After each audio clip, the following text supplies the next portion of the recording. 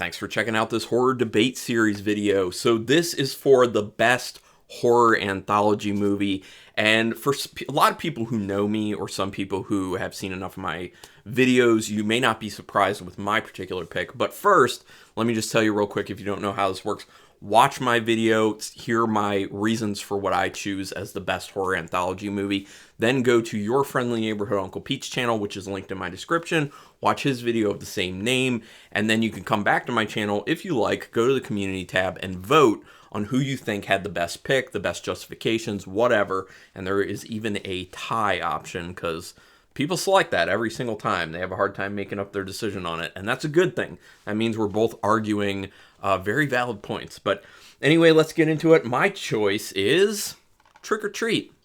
And here's the thing. I know a lot of people don't even think of this film necessarily as an anthology, and I think the main reason for that being the stories are so well integrated together.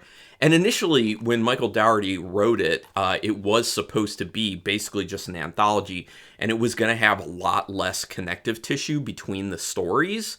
But as he started to get closer on production with it, he started to decide that, you know, it might be better if we kind of like tie these in a little bit better, have a little more flow to it. So it kind of doesn't feel like an anthology film, even though really it is an anthology film, and I would argue the best anthology film.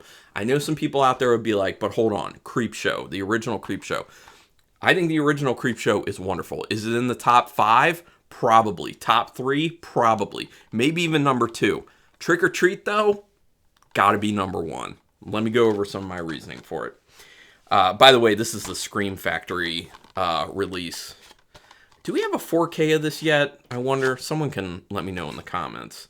Because whenever the 4K happens, I will upgrade again, because this literally is one of my favorite movies of all time. I watch it at least once a year, sometimes more. All right, so this film created a new iconic horror villain.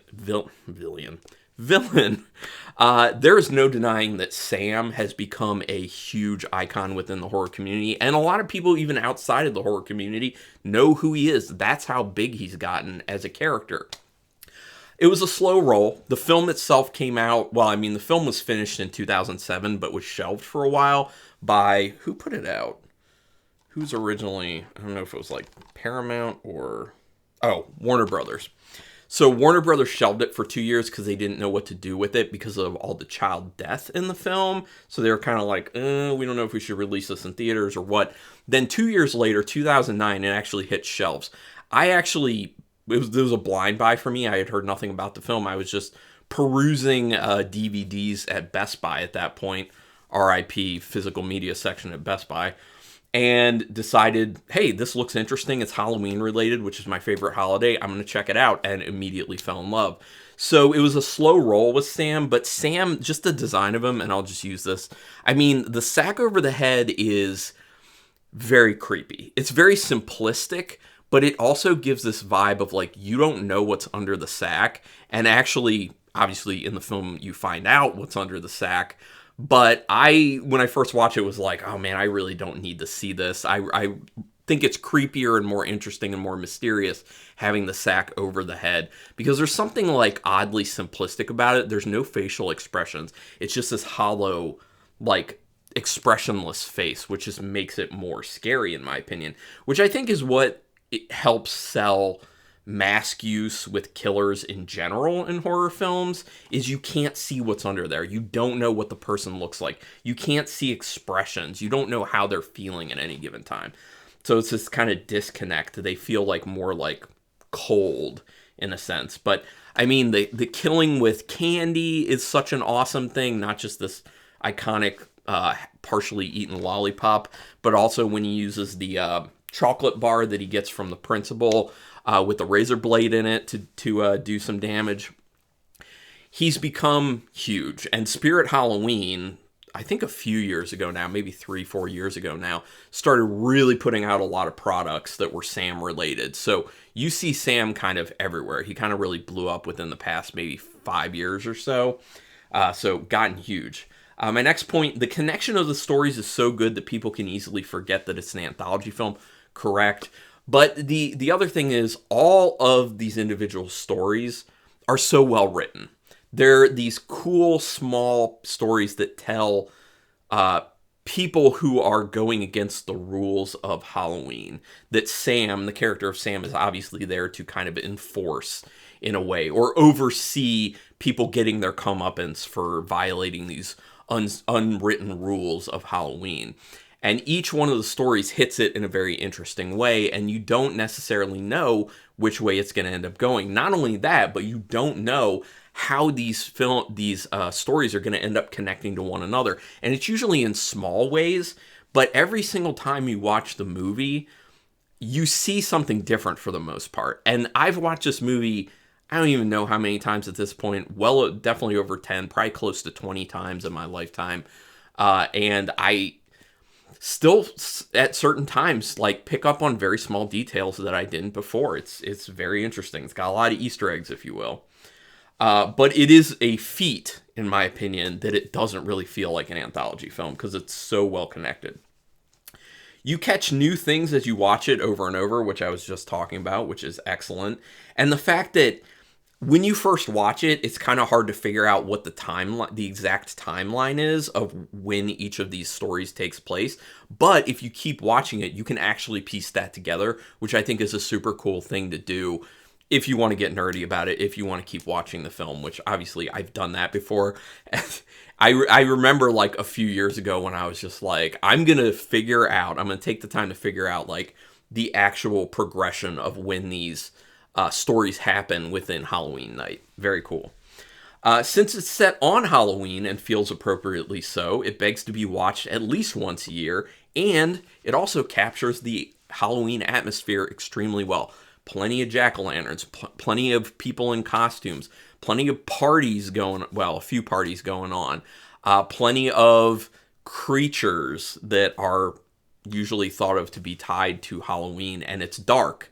Nothing happens in the light. It's all dark, or unless you want to count like the light inside houses. But it literally feels like and is set on Halloween night. So it catches that vibe so well. It embodies Halloween. When you think of quintessential Halloween horror films, this one is 100% up there.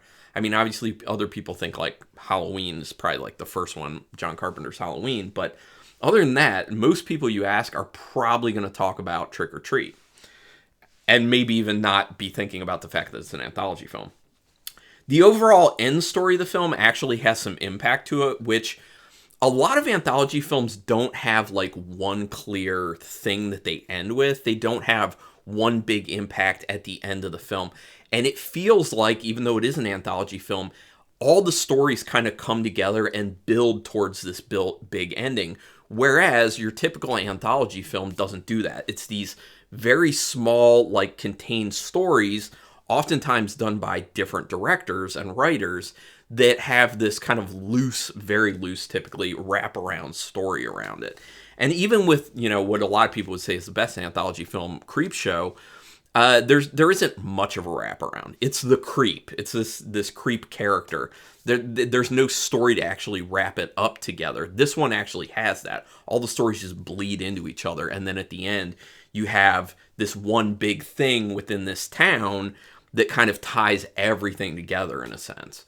And it has, like I said, it has impact. It's a great ending to the film. It's one of those moments where you're like, whoa, that was great. That was such a cool, interesting ending to it. And I'm still hoping for Trick or Treat 2. That's kind of like on and off rumor that it's happening. There's a good mix of comedy and actual legit horrific things happening in this film. There are awful things that happen in this film. I already talked about the fact that the studio was worried about what to do with the child death in the movie. That is dark. That is really horrific, dark stuff. And it gives that aspect to real horror lovers. But then there's also some really good comedy to kind of keep things light. And a lot of the times when you're mixing comedy and horror, it's very hard to get that mixture right. You can end up leaning too hard into one or the other, or having the comedy just not work with the horror aspect and messing everything up. But I think the way it's integrated with it and the amount of comedy there is quite good. And they do a good job of actually making things legitimately kind of funny. And there's a lot of interesting twists and surprises within the film as well. And it just looks beautiful. I mean, I can't say enough. Also, great musical integration in this film as well, and some really cool, interesting characters who you just want to know more about. Obviously, one character in particular in this film who you do learn a lot more about, who was intentionally made to look like John Carpenter himself. But anyway, this is a great film. I could go on and on and on about it, but I'm going to leave it there. So obviously my pick for the best horror anthology movie, Trick or Treat. Let me know if you agree, but also let me know what your pick would be. And even if you agree with me on Trick or Treat, what are some other anthology films, horror anthology films that you think are really good, especially ones that I may not have seen, because I love anthology films and would be down to check out more? Go ahead and put it in the comments. Also, make sure you check out Uncle Pete's video. Make sure you subscribe to both our channels to support us. We appreciate that. You can hit the thumbs up on both of our videos to help us with the YouTube algorithm. That would be wonderful. And you can hit the notification bell button on both our channels to know when we're putting up new videos. But regardless, thanks for being involved with this. Thanks for taking your time to check these videos out. And until next time, keep it brutal.